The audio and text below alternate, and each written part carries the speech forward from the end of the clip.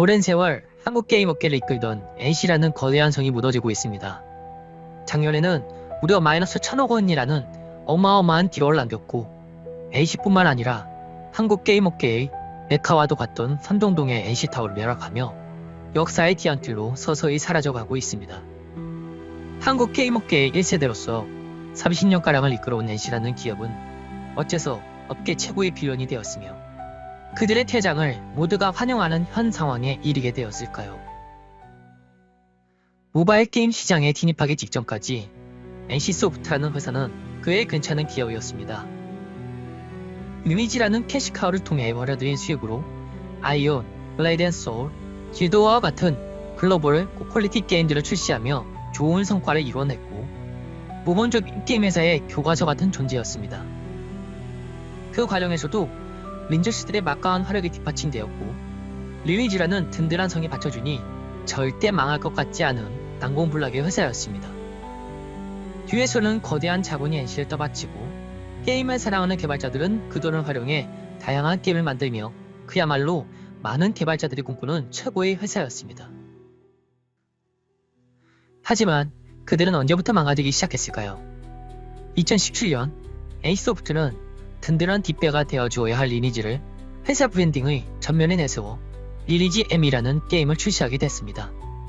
당연히 고액 한 명 한 명이 걸어다니는 1인 기업이라 할 정도의 엄청난 부를 축적한 분들이니 그분들의 화력은 실로 어마어마했습니다. 출시날 세운 1매출 108억이란 기록은 앞으로도 깨지지 않을 것 같은 가공할 매출 기록으로 남은 듯하고 2017년 출시 이후 매출 순위 3위 밑으로 한 번도 내려간 적이 없는 엄청난 게임임은 확실합니다. 그렇게 뜨거운 돈맛을 보자 그들의 행보는 점점 더 파격적인 길로 나아가게 됩니다. 게임의 판돈을 크게 올려 모두를 주목하게 했지만 모두가 할 수 없는 게임이었습니다. 게다가 엄청난 매출이란 결과물이 있으니 돈의 흐름에 주목할 수밖에 없는 여러 업계의 이목이 집중되었습니다. 게임의 재미라는 기본기 위에서 올라가야 할 게임이 재미나는 것은 뒷전이 되었고 회사에서는 돈을 만들어내는 부서가 힘을 얻기 시작하더니 급기야 그들이 게임을 컨펌하는 지경에 이르게 되었습니다. 그들이 그렇게 막무가내로 운영해도 문제가 없을 수 있던 이유는 뒤에서 봐주는 린저씨라는 존재들이 있었기 때문입니다. 그들은 그 어떤 무지성 아이템을 출시해줘도 억 단위 이상 지출을 감행해줬고 당연히 돈이라는 큰 성과를 올리는 사업팀은 자신들이 옳았다는 것을 굳건히 믿으며 수많은 무리수를 자행했습니다. 그리고 그 매출 지표는 지금까지도 이어지고 있어 리니지를 아무리 까도 리니지의 매출은 줄어들지 않는 지현상이 한국 게임 업계의 생태계가 교란된 채 현재 진행형으로 여전히 이어지고 있습니다. 린저씨들의 가장 큰 문제는 무엇일까요? 여기서부터는 제 뇌피셜이 좀 포함되어 있으니 참고만 하실 것을 당부드립니다. 그들은 게임을 좋아하는 게 아니라 오로지 리니지만 좋아할 뿐입니다. 리니지 라이크류의 게임들의 폭격률은 0.001%짜리 아이템들이 수두룩합니다. 1억 원어치 아이템을 사서 가차를 진행하며 뽑히면 대박을 외치고 실패하면 재수가 없었다고 퉁쳐버립니다. 이게 정상적인 게이머들의 세계에서 가장 대단한 얘기일까요? 게이머들에게는 비정상적인 얘기지만 빠친코와 도박을 빗어서 얘기하면 어떨까요?